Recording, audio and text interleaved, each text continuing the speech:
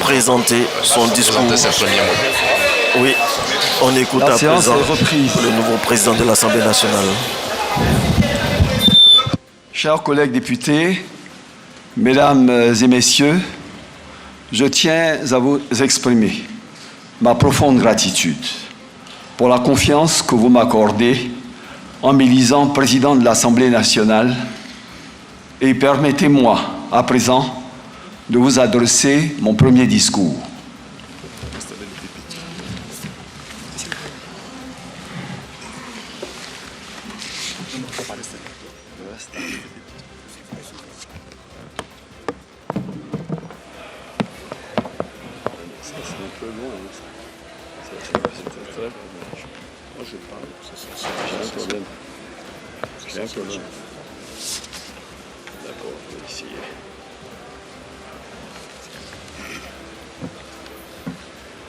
Excellences, Mesdames et Messieurs les députés, chers collègues,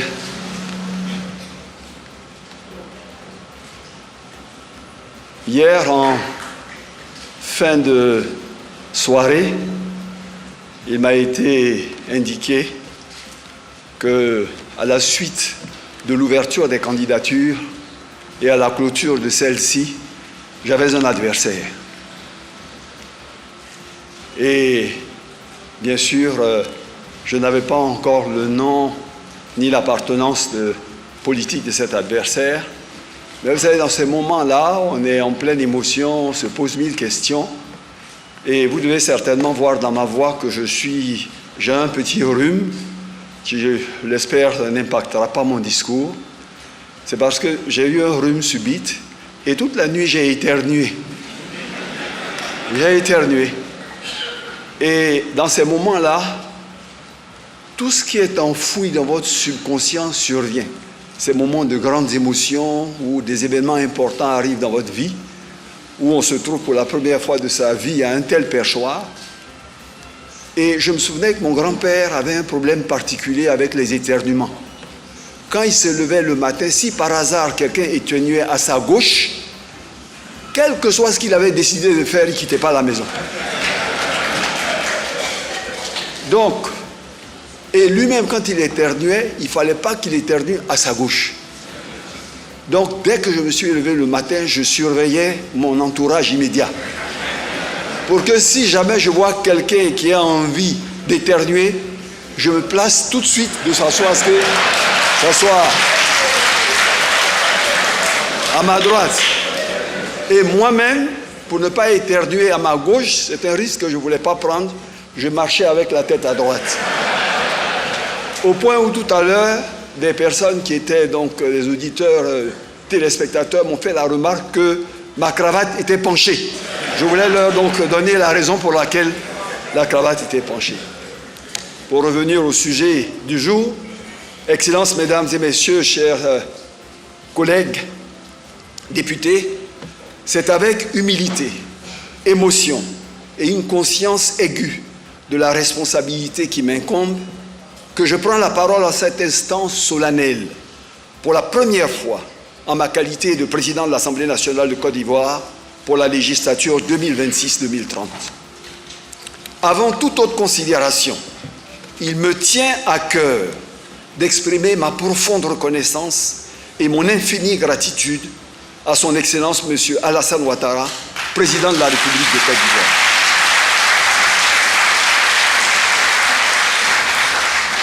La confiance constante qu'il m'a accordée au fil des responsabilités qu'il a bien voulu me confier m'honore et m'élève. Oui, elle m'engage, elle m'oblige, elle m'impose plus que jamais le devoir de servir avec loyauté, la rigueur et le sens de l'État les plus élevés qu'ils soient à ce poste. Le leadership du chef de l'État, sa vision et son engagement sans relâche pour bâtir une grande Côte d'Ivoire stable, solidaire et ambitieuse sont une source inépuisable d'inspiration pour nous tous. Ils seront demain les guides de nos actions comme ils furent hier ceux de nos succès à ses côtés. Je voudrais également adresser mes sincères remerciements au doyen d'âge, M. Mamadou Diawara, ainsi qu'au secrétaire du bureau d'âge pour la conduite rigoureuse, transparente et responsable du processus électoral qui a conduit à mon élection. Chers collègues députés, félicitations à toutes et à tous pour votre brillante élection lors des législatives du 27 décembre 2025. Félicitations, oui, on peut applaudir. Ce scrutin, marqué par un réel engouement populaire, traduit la confiance que le peuple ivoirien place dans ses représentants que nous sommes et dans la vitalité de notre démocratie. Je tiens à vous remercier tout particulièrement et très sincèrement pour la confiance que vous venez de m'accorder en me portant à la présidence de notre Assemblée à l'issue de ce scrutin particulièrement serré.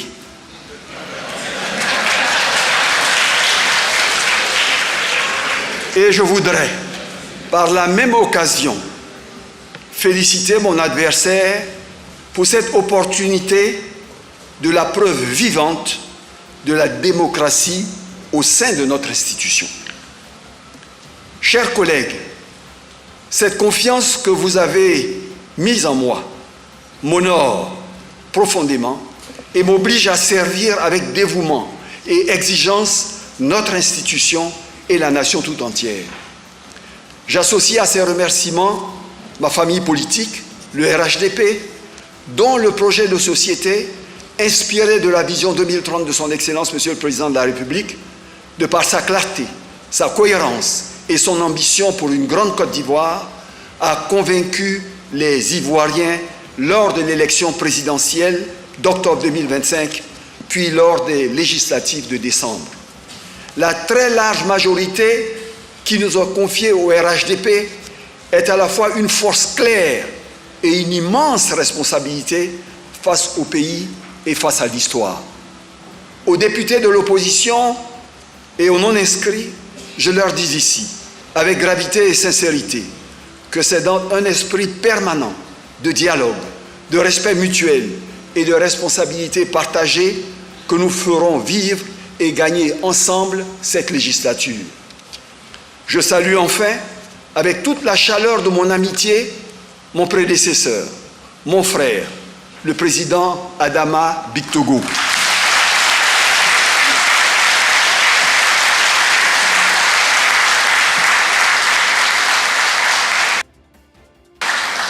Cher Président, vous avez servi cette Assemblée avec dignité, engagement et sens des responsabilités.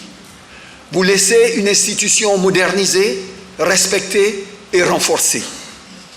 Toutes et tous ici, par ma voix, vous rendons hommage pour l'immense travail accompli et pour l'héritage institutionnel majeur que vous nous transmettez. Sachez que nous saurons le préserver. Second bon applaudissement pour Adama Bictogo.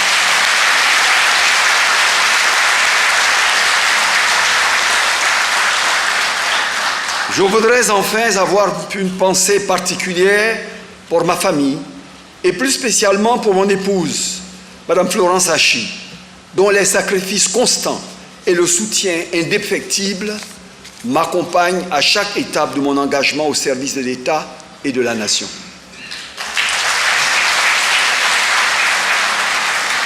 Madame et Messieurs les députés, en ce début d'année 2026, je voudrais adresser à chacune et à chacun d'entre vous, ainsi qu'à vos familles, mes vœux les plus sincères de santé, de paix et de réussite.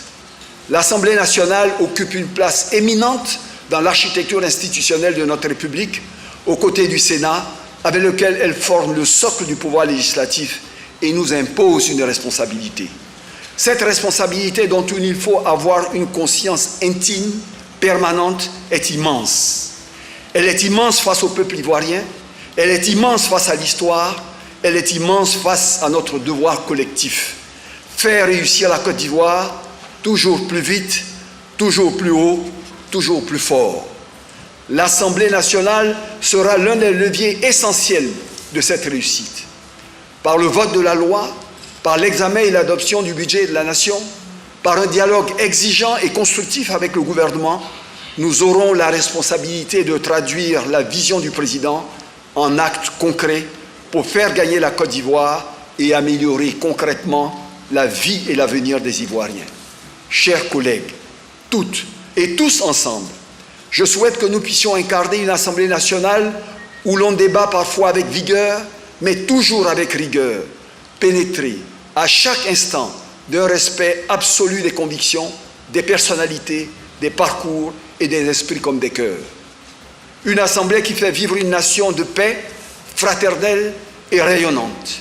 Une Assemblée qui incarne pleinement cette grande Côte d'Ivoire, solidaire et ambitieuse, que le président de la République, son Excellence Alassane Ouattara, avec tous les Ivoiriens, a façonné et continue de bâtir à pas de géant.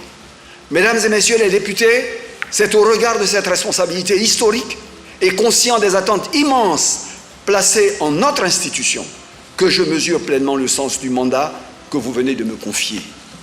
Je m'engage ainsi solennellement à être le président de tous les députés et à présider notre Chambre avec humilité, parce que nul ne détient la vérité dans une démocratie vivante.